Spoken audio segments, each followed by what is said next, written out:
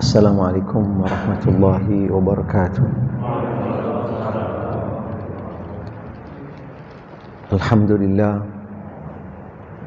Alhamdulillahilladzi hadana lihada wa ma kunna linahtadiya laula an hadana Allah.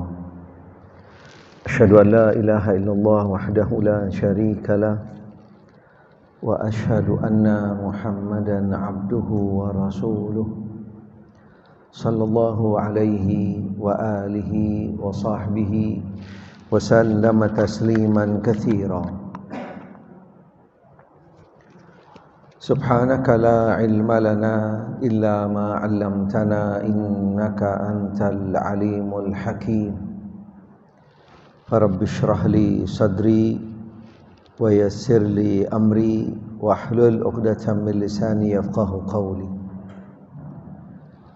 Allahumma arzuqni al-ikhlasa fil qawli wal amal fis sirri wal alam. Ma'asyiral muslimin wal muslimat rahimani rahimakumullah. Bapak-bapak, ibu-ibu, ikhwan, akhwat sekalian yang mudah-mudahan senantiasa dirahmati oleh Allah Subhanahu wa taala. Alhamdulillah wa syukurillah. Pada malam hari ini Allah Ta'ala mengizinkan, menakdirkan kita kembali bersama di dalam majelis ilmu. Mudah-mudahan Allah Ta'ala senantiasa melimpahkan kepada kita semua hidayah dan taufiknya, ilmu-ilmu yang bermanfaat, serta kita selalu berada di jalan siratal mustaqim. Alhamdulillah wa syukurillah. Pada malam hari ini insyaallah kita lanjutkan kajian kita di dalam materi tentang mengenal Islam. Mengenal Islam atau mengenal agama Islam.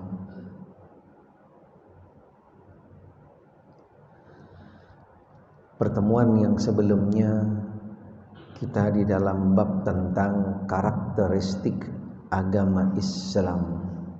Setelah tentunya kita sudah mengenal apa itu agama Islam, bagaimana kedudukan daripada agama Islam, dan agama Islam adalah agama satu-satunya yang diridhoi, diterima oleh Allah Subhanahu wa taala. Sekaligus agama Islam adalah agama yang sempurna yang dibawa oleh Nabi kita Muhammad sallallahu alaihi wa alihi wa sahbihi wasallam. Bahkan ada beberapa kategori atau beberapa poin kita juga sudah lalui di dalam pertemuan sebelumnya tentang karakteristik agama Islam. Bahwasanya di antara karakteristik yang mengkokohkan kelebihan, keutamaan Islam dan membuat umat Islam sangat membutuhkan agama Islam adalah beberapa poin yang sudah kita pelajari dalam pertemuan sebelumnya. Dengan karakteristik ini menjadikan yaitu Islam semakin kuat kedudukannya, semakin memiliki mumayyizat, keutamaan, kelebihan, dan juga memberikan sebuah motivasi kepada setiap umat Islam. Dia itu semakin butuh dengan Islam karena dengan karakteristik yang ada di dalam agama Islam. Di antaranya yang sudah kami juga jelaskan di dalam pertemuan sebelumnya, Islam datang dari sisi Allah Ta'ala. Islam datangnya dari Allah Subhanahu wa Ta'ala. Di dalam satu kaidah yang kami sampaikan dalam pertemuan sebelumnya, ar-risalah minallah wa 'alar rasuli al-balagh wa 'alaina as-sam'i wa ta'ah. Ini kaidah, ini pegangan kita semua. Karena dengan kita bisa memahami kaidah yang mungkin nampaknya sederhana, singkat, tapi di dalamnya mengandung makna yang sangat luas dan sekaligus memberikan sebuah motivasi. Islam ini benar-benar sumbernya dari Allah, nggak main-main. Berarti ketika datangnya dari Allah Subhanahu wa ta'ala, konsekuensinya siapa yang mampu untuk mendeteksi tentang kesempurnaan, keluasan, kelebihan, dan seterusnya, keistimewaan yang datang daripada agama Islam? Tidak mungkin. Karena datang dari Maha yang sempurna, Maha yang segalanya, paripurna di atas daripada segalanya. Sehingga bagi kita seorang muslim tidak ada sedikit pun keraguan tentang segala macam kelebihan yang ada pada agama Islam. Dan Rasul sallallahu alaihi wasallam dengan disampaikannya Islam kepada beliau tugasnya menyampaikan kepada kita, dan tidak ada satupun daripada yang datang dari Allah yang dibawa di dalam agama Islam yang beliau tidak sampaikan. Terakhir kembali kepada kita, bagaimana ketika kita mengenal tentang sumber utamanya dan juga orang yang menyampaikannya, utusan Allah, pilihan Allah yang memiliki kelebihan keutamaan yang luar biasa. Berarti bagi kita tidak mungkin ada sedikit pun keraguan untuk tidak menerimanya, tidak tunduk patuh menjalankannya. Bahkan kita dituntut untuk benar-benar, yaitu seutuhnya, totalitas, untuk taat dan tunduk patuh, sami'na wa ata'na. Karena sumbernya jelas, urutan-urutannya jelas. Ini yang pertama yang sudah kami jelaskan dalam pertemuan sebelumnya. Bahkan Islam menjelaskan awal kejadian daripada manusia sampai akhir kehidupannya. Di dalam agama Islam, termasuk salah satu daripada kesempurnaan agama Islam, juga menerangkan segala sesuatu yang terkait dengan, yaitu yang namanya kejadian seorang manusia. Bagaimana proses awalnya, pertamanya, makhluk yang pertama, dan seterusnya, sampai perjalanan-perjalanan dari setiap zaman, fase, dan seterusnya, sampai nanti hari kiamat.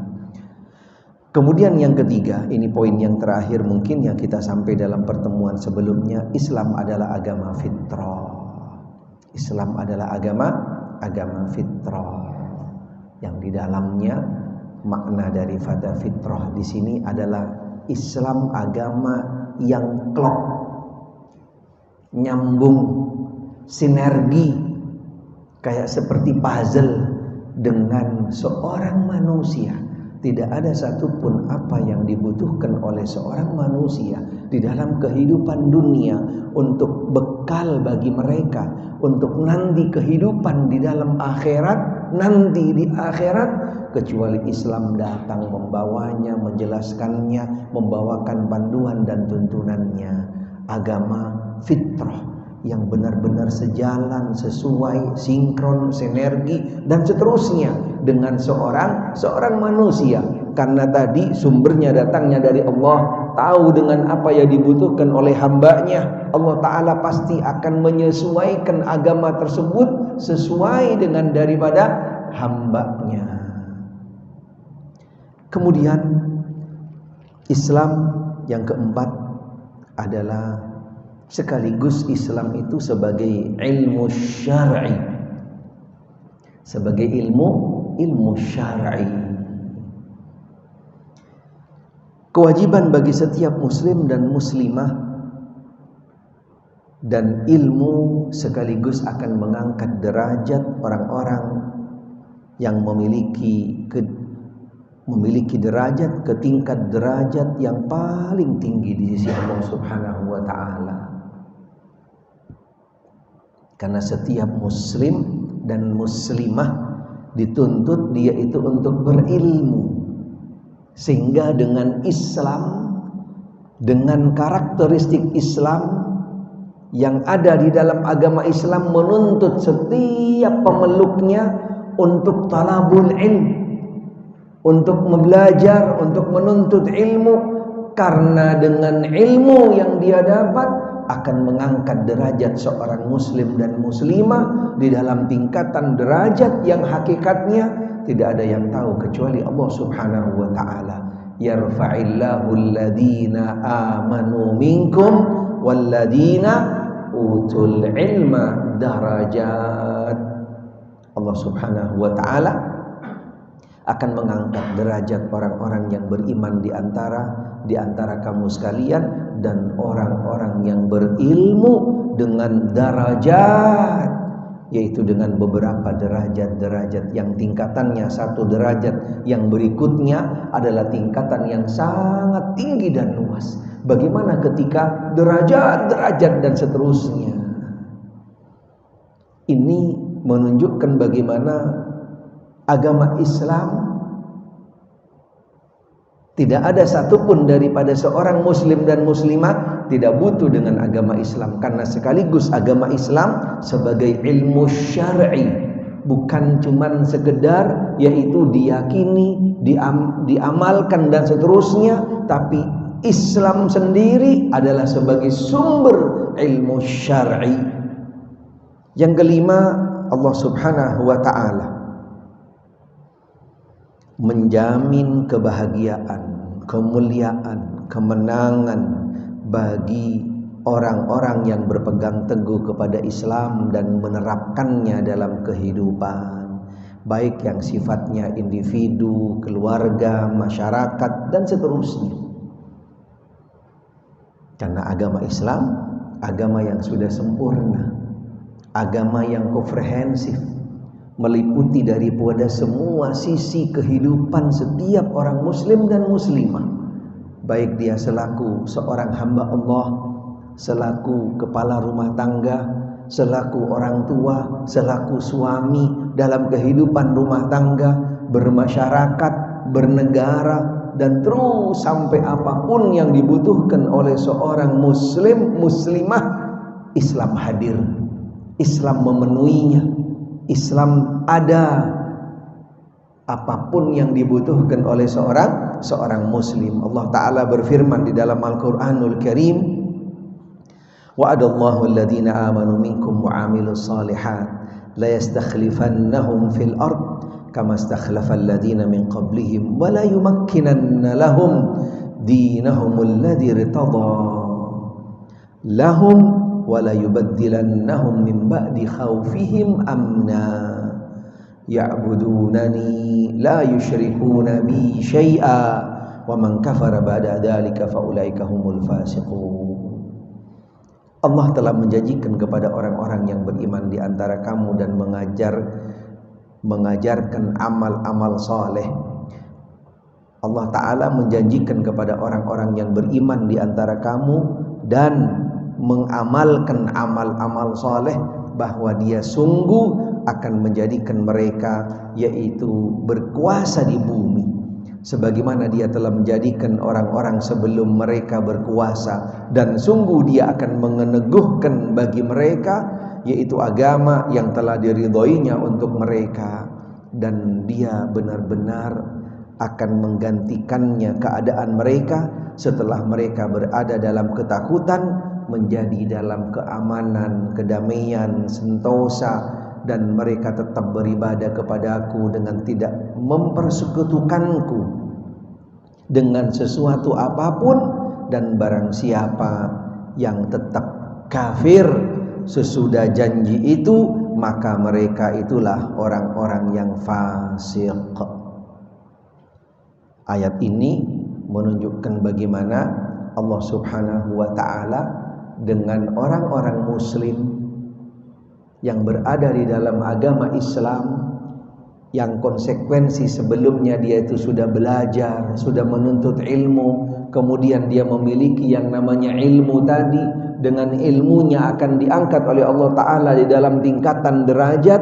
Kemudian Allah Subhanahu wa ta'ala sekaligus akan menjamin mereka di dalam kehidupan dunia, apalagi nanti di akhirat, ketika dengan Islamnya, dengan ilmu yang dia miliki, dia amalkan dan dia teguh di dalamnya.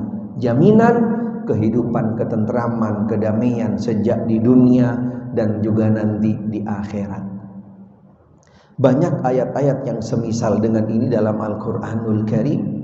Di antaranya Allah Subhanahu wa taala menjelaskan, man amila salihan min dzakarin aw untha wa huwa mu'minun falanuhyiyannahu hayatan thayyibah wa lanajziyannahum bi ahsani ma kanu ya'malun. Barang siapa daripada orang-orang mukmin laki dan perempuan, dia mengamalkan amal saleh dengan catatan dia beriman, Allah Ta'ala akan berikan kepadanya kehidupan hayatan thayyibah. Apa hayatan thayyibah?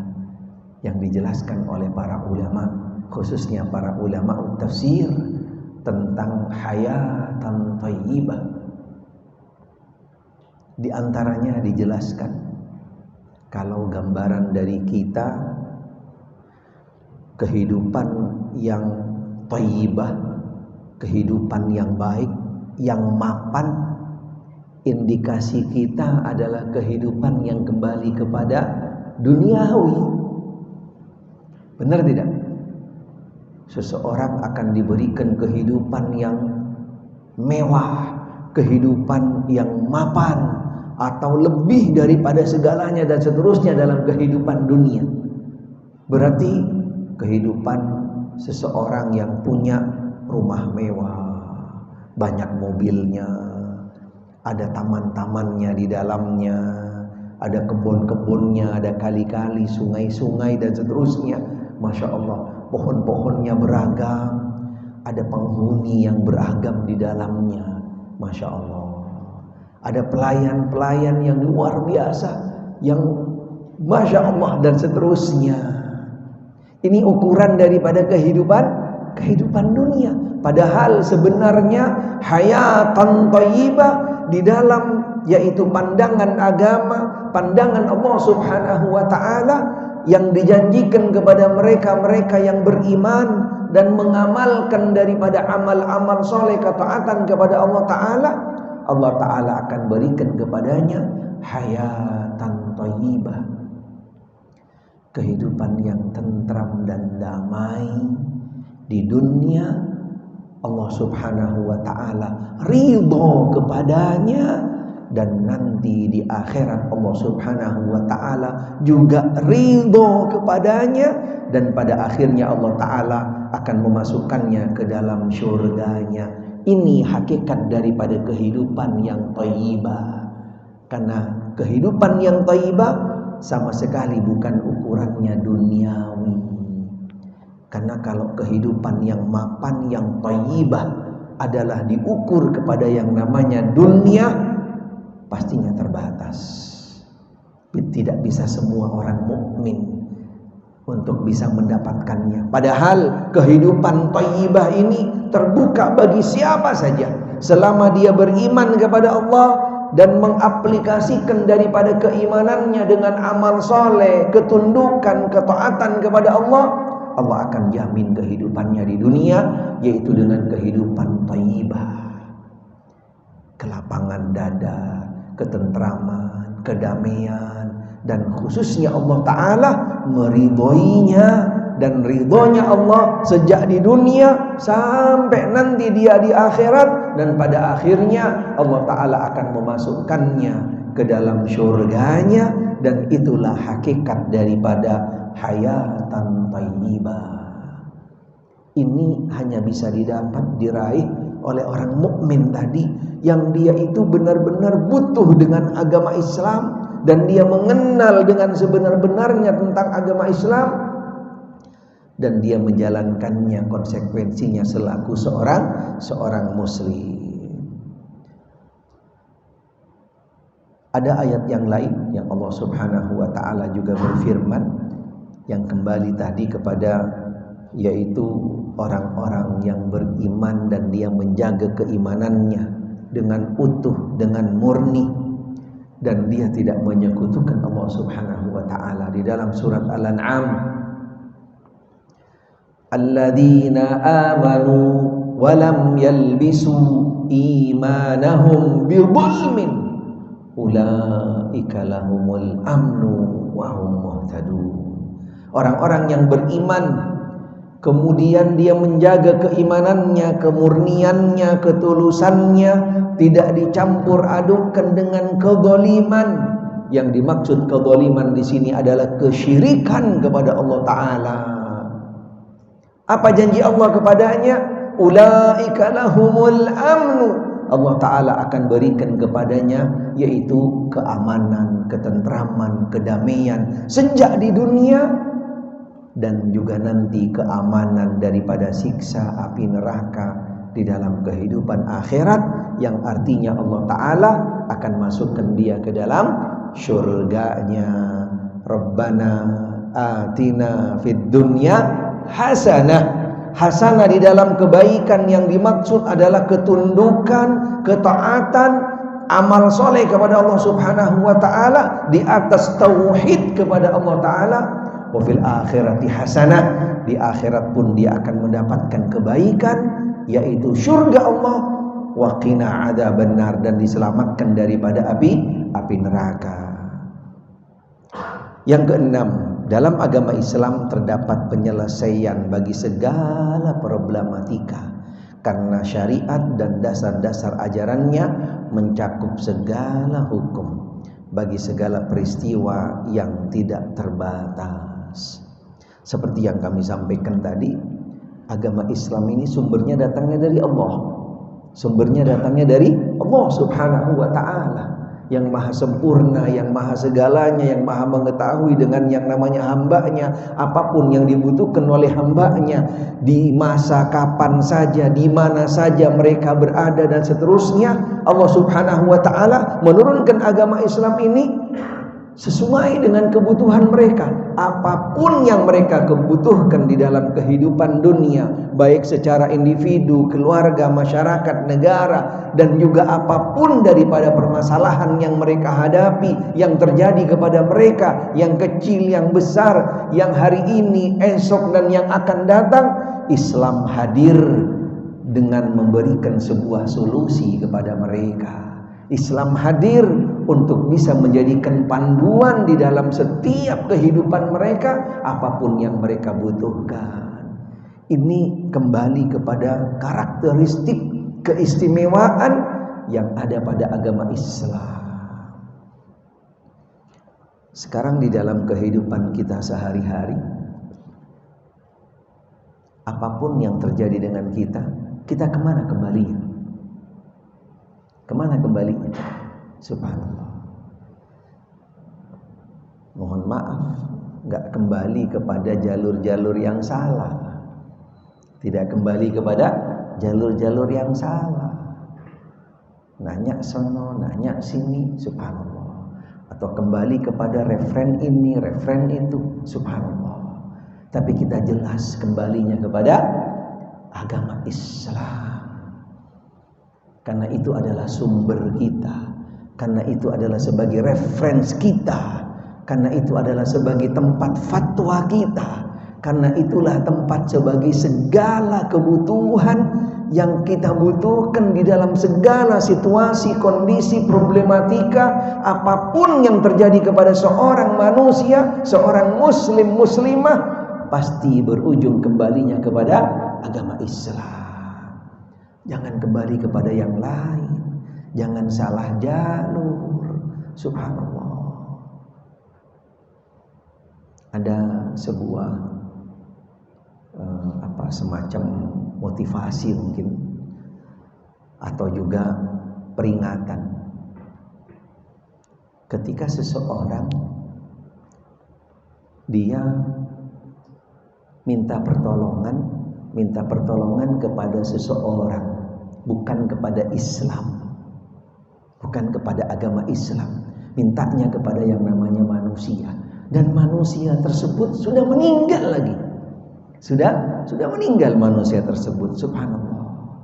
Dia datang ke tempatnya di mana dia dikubur, minta ke tempat tersebut untuk disembuhkan anaknya yang lagi sakit.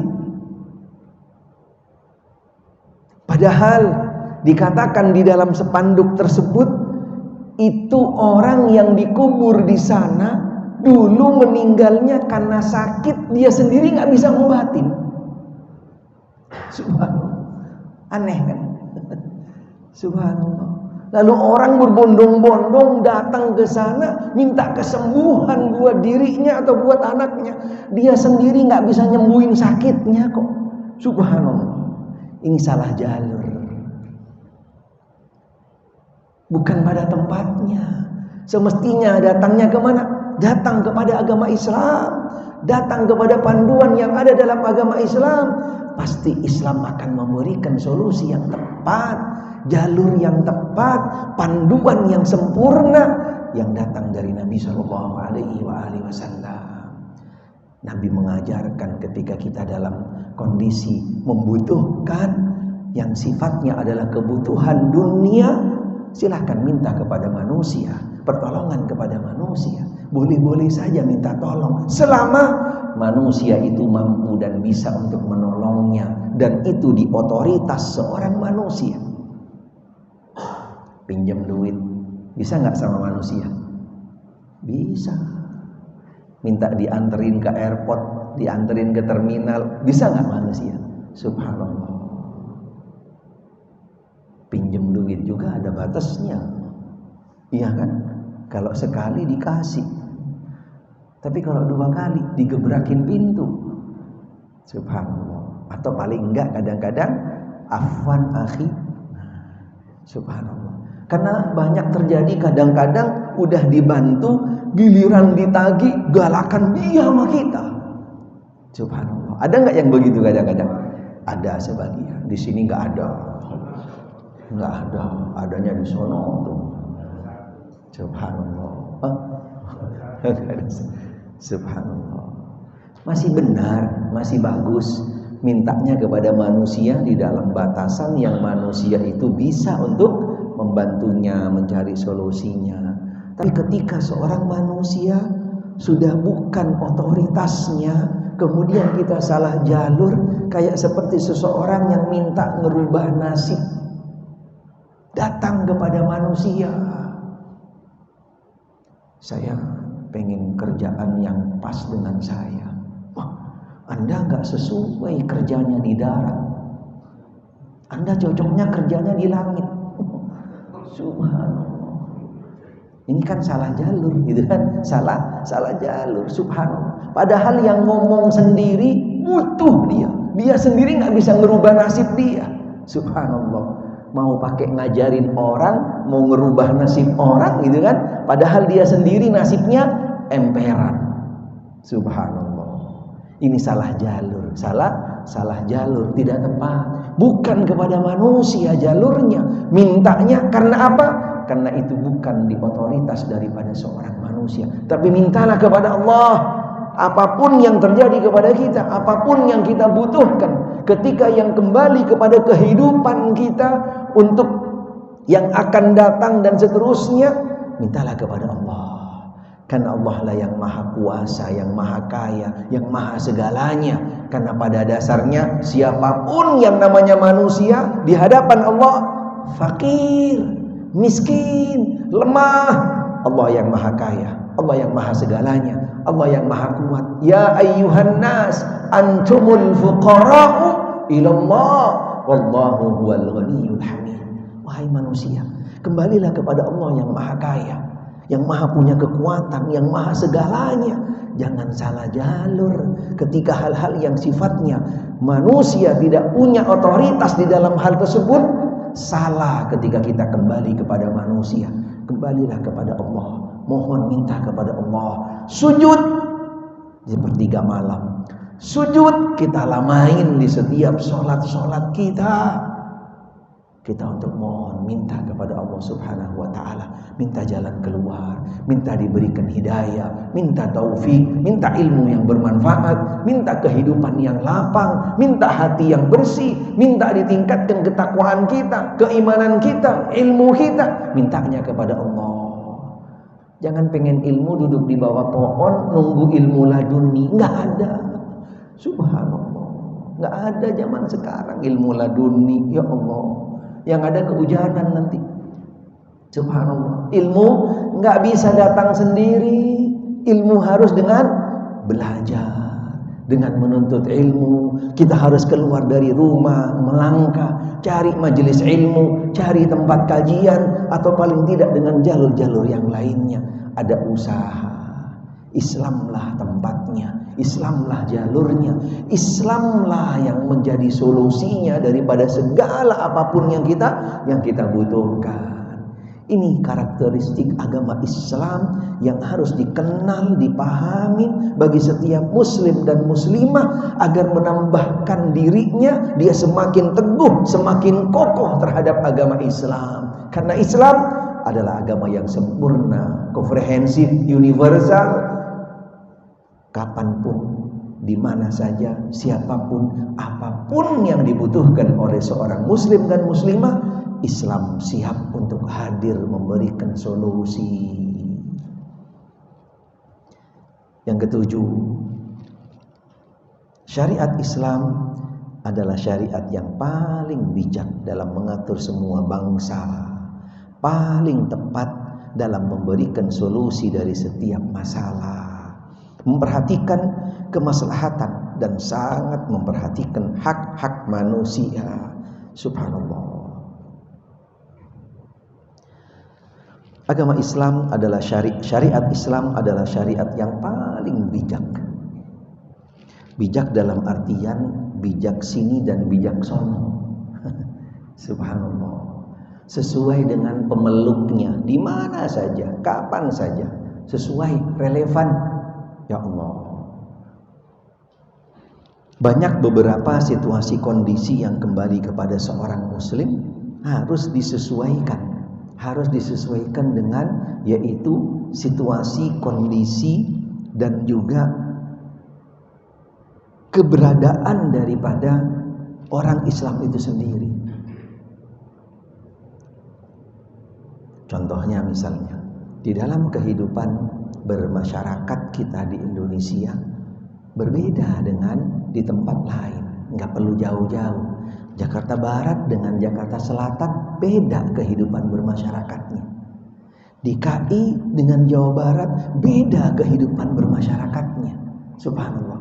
Begitu juga ketika yang lebih jauh, yang lebih luas, yang lebih besar. Subhanallah. Tapi Islam bisa hadir relevan. Islam bisa sinkron di mana saja. Setiap seorang muslim hidup dan dia ingin mempraktekkan Islamnya, pasti Islam bisa untuk memberikan sebuah yaitu ketentuan, panduan yang sesuai dengan situasi kondisi yang ada. Termasuk ketika Islam itu di negara kita Indonesia, subhanallah, sangat sinkron, sangat klop. Subhanallah, bisa ketemu selama kita bisa benar-benar dengan seutuhnya untuk membawa Islam sebagaimana Islam yang dibawa oleh Nabi kita Muhammad sallallahu alaihi wasallam. Apalagi Islam yang sesuai dengan di dalam manhaj, metode, prinsip-prinsip yang ada di dalam ajaran akidah ahli sunnah wal jamaah. Subhanallah. Karena Islam yang kembali kepada yaitu manhaj akidah ahli sunnah wal jamaah, keyakinan yang ada dalam akidah ahli sunnah wal jamaah. Subhanallah, orang-orang yang benar-benar punya wawasan, orang-orang yang memang benar-benar dia itu orang terpelajar, dan orang-orang yang benar-benar hatinya, hati nuraninya yaitu benar-benar bersih dan mau menerima kebenaran. Subhanallah, mustahil dia itu akan tidak menerima yang namanya Islam di dalam ajaran akidah ahli sunnah wal jamaah. Ada salah satu wasiat daripada salah seorang ulama, Al-Imam Ahmad ibn Hanbal rahimahullah. Beliau mengatakan, ahli sunnah a'lamuhum bil haqq wa arhamuhum bil khalq. Ahlus Sunnah wal Jamaah adalah orang-orang yang paling mengerti, paham, dan paling komitmen dan selalu mencari kebenaran. Subhanallah. Al-haq yang dicari bukan manusia, bukan kitab, bukan negeri, bukan apa saja yang menjadi pegangan, yang menjadi kiblat, yang menjadi imam daripada Ahlus Sunnah wal Jamaah. Al-haq di mana saja, kapan saja, siapapun dia, dari manapun asalnya, selama itu al-haq, sumbernya wahyu, qala Allah, qala Rasul sallallahu alaihi wa alihi wasallam, sesuai dengan pemahaman salafus saleh, ahli sunnah paling terdepan di dalam berpegang teguh dan menjalankannya. Yang kedua, arhamuhum bil khalq. Ahli sunnah wal jamaah adalah orang-orang yang paling penuh kasih sayang kepada semua makhluk. Subhanallah. Lembut di dalam tutur katanya, tepat di dalam berinteraksi, tepat di dalam memposisikan dirinya, dan dia juga bisa membawa yang namanya Islam, akidah ahli sunnah wal jamaah di mana saja, kapan saja, dan juga ketika di dalam kehidupan apapun bentuknya. Karena tidak mungkin agama ini di dalam akidah ahli sunnah wal jamaah tidak diterima oleh yang namanya seorang manusia ketika dia hati nuraninya benar-benar bersih dan juga punya wawasan yang luas, yang tidak kaku, yang tidak tertutup, dan hatinya juga yaitu tidak tertutup dengan yang namanya fanatisme dan juga dengan ketundukan kepada yang lainnya. Hatinya benar-benar hati yang tunduk kepada qala Allah, qala Rasul sallallahu alaihi wasallam. Ketika Islam datang kepadanya di dalam akidah ahli sunnah wal jamaah sesuai dengan pemahaman salafus saleh di dalam generasi 3 yang mulia, mustahil dia akan menolaknya, mustahil hatinya tidak akan menerimanya. Subhanallah. Karena agama Islam adalah klop sinkron dengan siapapun daripada seorang muslim dan muslimah. Agama Islam yaitu sekaligus sebagai syariat Islam adalah syariat yang paling bijak dalam mengatur segala hal, dan juga pastinya yaitu tepat di dalam memberikan solusi dari setiap masalah, memperhatikan kemaslahatan dan sangat memperhatikan hak-hak manusia. Salah satu contoh, agama Islam tidak menyukai, tidak suka dengan yang namanya yaitu sesuatu yang sifatnya borongan, amal borongan, amal yang sekaligus. Gimana contohnya? Seseorang yang ingin menunjukkan komitmennya di dalam agama Islam, dia menjalankan tuntunan yang datang dari Allah dan Rasulnya dengan tanpa dikembalikan kepada panduan dan tuntunan yang tepat, sehingga dia mengamalkannya ngikutin semangat doang. Dia melakukan yang namanya sholat duha setiap hari 8 atau bahkan lebih rakaat setiap hari. Malamnya dia bangun sholat malam 11 rakaat. Masya Allah. Yakin gak lama 3 hari buyar. Subhanallah. Bukan ini yang dituntut oleh Islam, tapi Islam sangat bijaksana bagaimana memberikan sebuah tuntunan dan panduan sejak mulai awal yang pertama, ketika pertama kali disyariatkan daripada semua syariat, semuanya dengan tahapan-tahapan. Dulu sholat sebelum disyariatkan, sholat yang wajib cuman 2 waktu, cuman dua waktu. Puasa dalam setahun yang wajib cuman 1 hari. Subhanallah. Dan juga amal-amal yang lain belum ada, karena itu masih fase di Mekah, masih tahapan yang awal. Setelah itu baru bertahap, ditambah, dirubah, ditingkatkan, karena mereka sudah mantap dan mereka sudah komitmen di dalam Islam. Baik, sudah adzan Isya.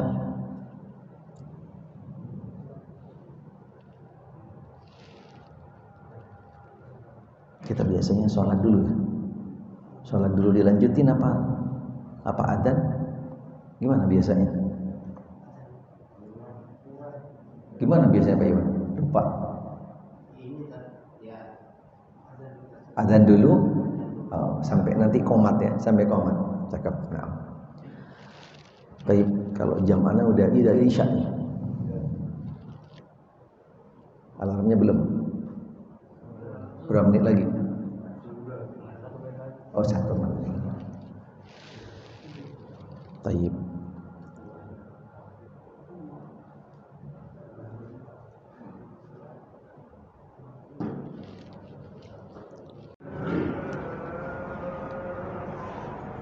Di dalam poin-poin inilah yang kita akan lebih mendalam mengenal dengan Islam. Salah satunya melalui yaitu pintu karakteristik agama Islam. Karena dengan kita mengenal karakteristiknya, kita akan semakin mengenal, memahami tentang agama Islam yang targetnya adalah akan semakin mengokohkan keteguhan kita di dalam agama Islam, sekaligus akan semakin memberikan sebuah motivasi kepada kita bahwasanya kita benar-benar butuh dengan Islam. Sebenarnya kalau kita bahas dengan yaitu pembahasan yang luas, setiap satu poin daripada karakteristik tersebut perlu pembahasan yang sifatnya khusus. Mungkin dari setiap karakteristik satu poin itu bisa menjadi satu pertemuan. Tapi kita coba, mudah-mudahan nanti bisa dikaitkan satu dengan yang lainnya, karena pastinya karakteristik ini sangat panjang dan luas. Mudah-mudahan pada malam hari ini ada beberapa karakteristik tadi yang sudah kami sampaikan bisa memberikan semakin jelas tentang gambaran agama Islam. Salah satunya seperti yang kami sampaikan tadi, bahwasanya syariat Islam adalah syariat yang paling bijak, yang memberikan solusi setiap masalah, memperhatikan maslahat dan sangat memperhatikan hak-hak manusia. Karena tidak ada satupun daripada syariat yang datang di dalam agama Islam yang memberatkan kepada pemeluknya. Bagaimana setiap muslim dan muslimah menjalankan Islam itu dengan benar-benar tumbuh dengan dasar ilmu, dengan dasar kecintaan, dengan dasar ketundukan, bukan dengan yang namanya dasar-dasar yang lainnya, apalagi dengan hanya sekedar semangat. Tidak benar. Karena selain dengan dasar-dasar yang tepat tadi, akan berakhirnya amal yang dia lakukannya adalah amalnya sifatnya borongan, dan akhirnya tidak akan langgeng, akan cepat buyarnya, cepat capeknya, dan mudah untuk ditinggalkan. Contohnya seperti yang tadi, karena pada dasarnya agama Islam membebani kepada yang namanya yaitu pemeluknya, yang dinamakan dengan seorang mukallaf. Seorang mukallaf, apa kriterianya? Masih ingat? Apa? Bagus. Berakal doang?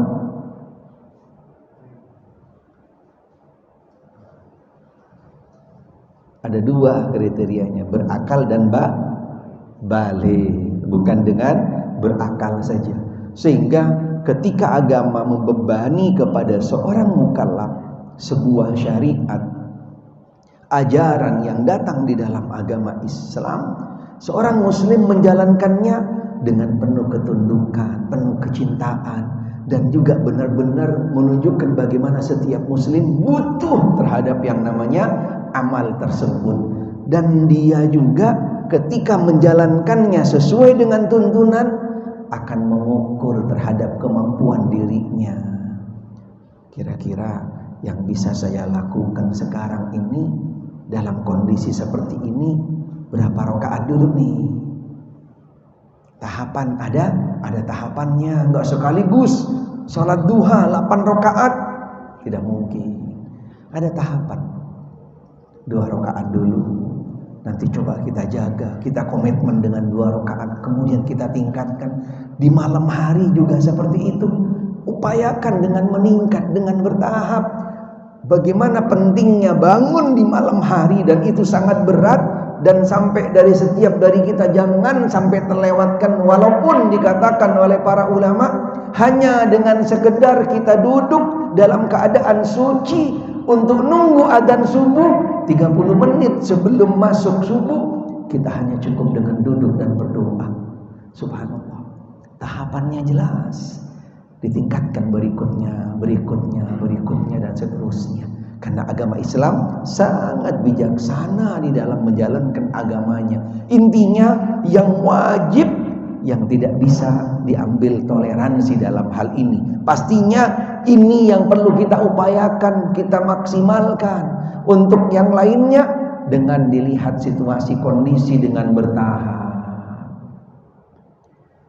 Dengan catatan bukan sama sekali kosong daripada amal-amal tambahan. Karena daripada amal-amal tambahan itu, ketika kita melakukannya diukur dengan kemampuan kita, walaupun sedikit, tapi di sana ada konsisten, itu amal yang paling baik dan paling dicinta oleh Allah Ta'ala. Daripada amal yang sekaligus kita lakukan, habis itu ditinggalkan.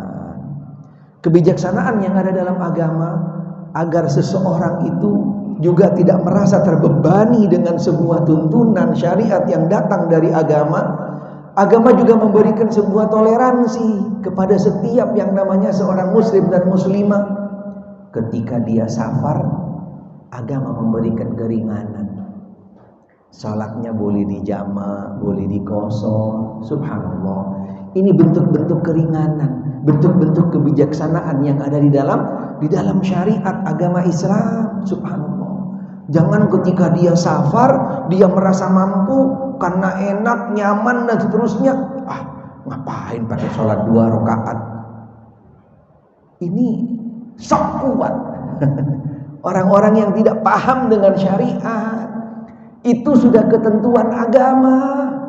Jangan pakai menunjukkan yang masih bisa mampu lah, kuat lah. Ngapain pakai sholat-sholat kosor?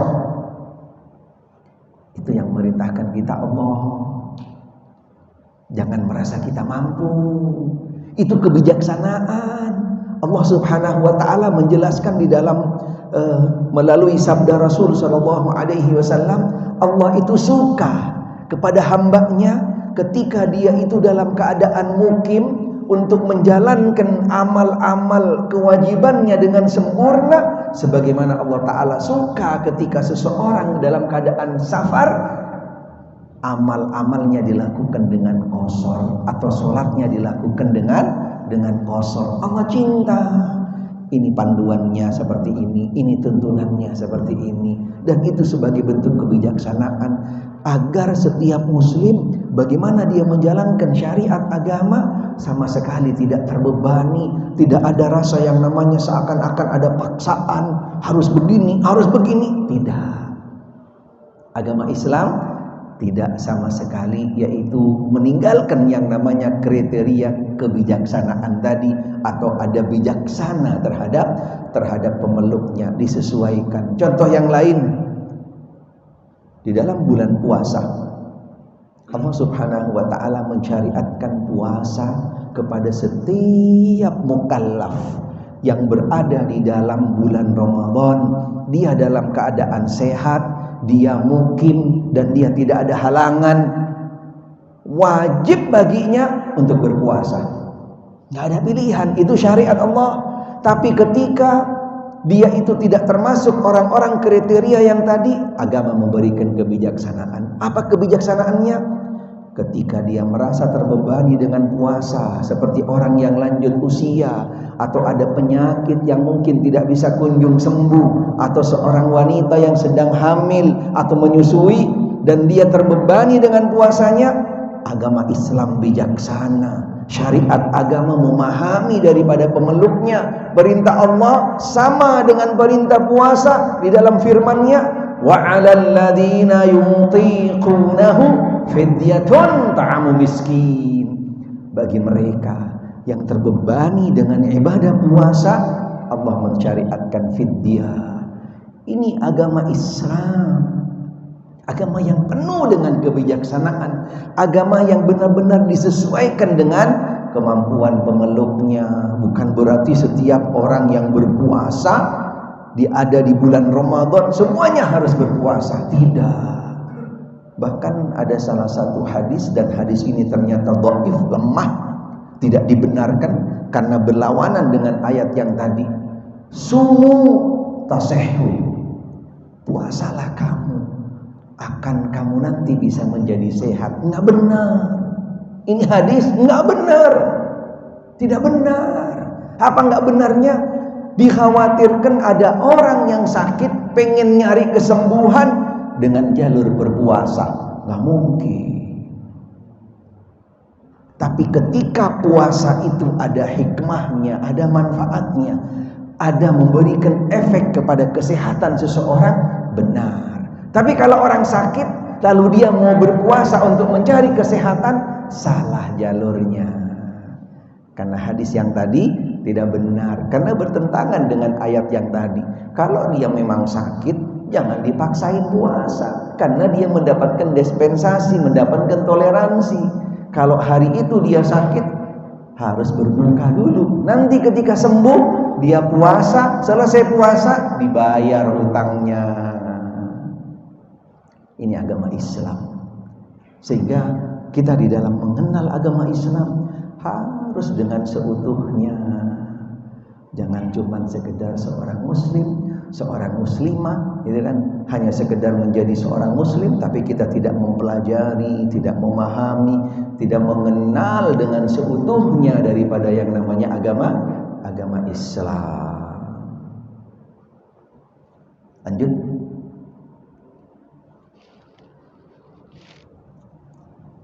Berarti enggak. Kalau diem tanda ridho berarti kan. Baik, kita cukupkan di sini, nanti kita lanjutkan kembali. Karena masih panjang karakteristik daripada agama Islam. Setelah tadi kita mengenal bagaimana syariat Islam, syariat yang datang dari agama Islam adalah syariat yang bijaksana, disesuaikan dengan pemeluknya. Mudah-mudahan Allah Subhanahu wa taala apa yang sudah kita pelajari pada malam hari ini bisa menjadi ilmu yang bermanfaat, khususnya buat diri kami dan juga buat jamaah sekalian. Yang benar datangnya dari Allah Subhanahu wa taala, yang salah dari diri kami, mudah-mudahan Allah taala memaafkan kami. Dan akhirnya kita tutup dengan doa kafaratul majlis. Subhanakallahumma bihamdik, asyhadu an la ilaha illa anta, astaghfiruka wa atubu ilaik. Sallallahu wasallam ala Muhammadin wa alihi wa sahbihi wasallam. Walhamdulillahi rabbil alamin.